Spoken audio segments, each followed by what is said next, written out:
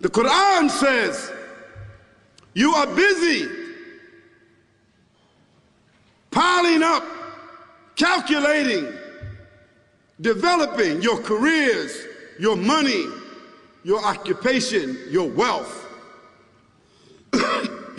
until you visit the graves. Think about it. When was the last time that you went to a funeral? Was it your mother? Was it your father? Was it your grandfather? Was it your uncle? Was it your cousin? Was it your friend? Was it your wife? Was it your husband?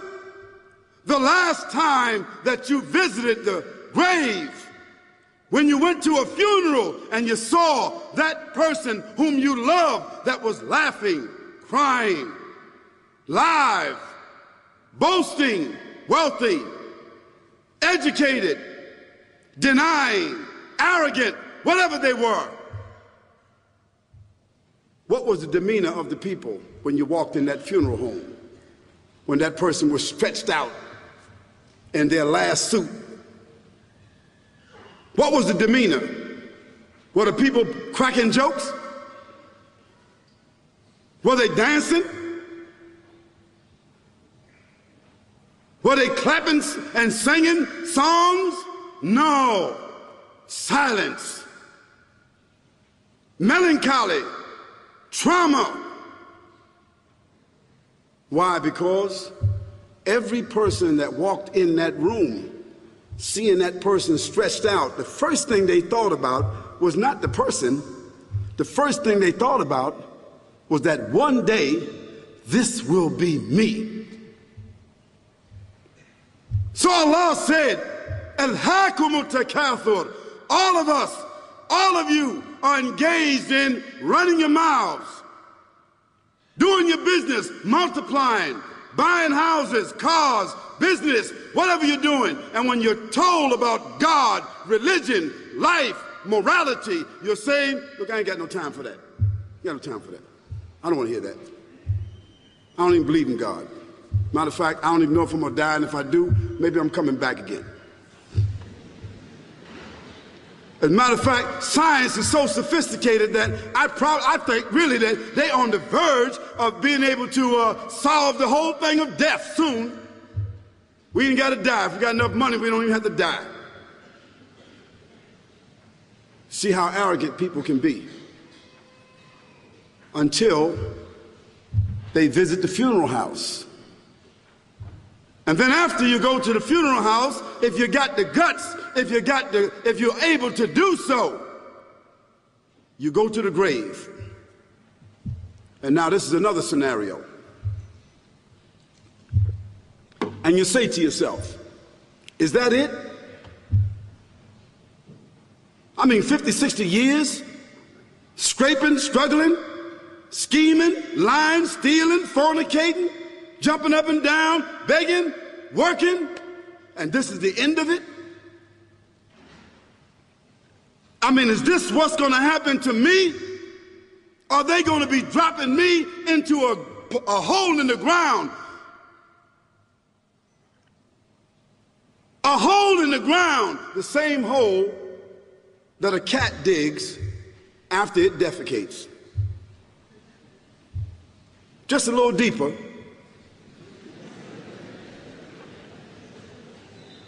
But for the same reason.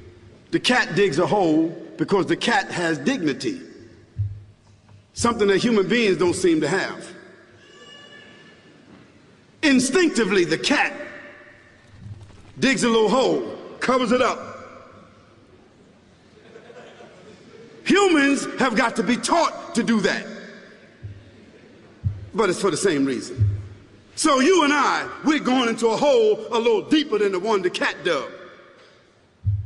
And all the people that's crying, pulling out their hair, screaming, almost acting like they're falling in the thing with you. They want to just jump in there with you.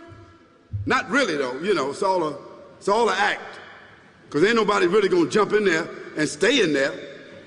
They don't love you that much.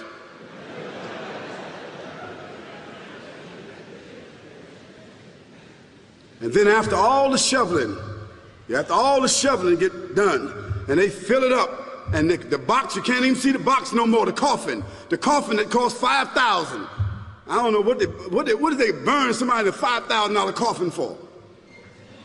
I mean, if I was a funeral director, after they left, I would dig them back up and put them in another box and take that box back.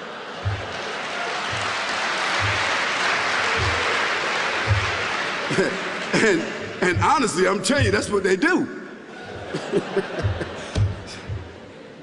Yeah.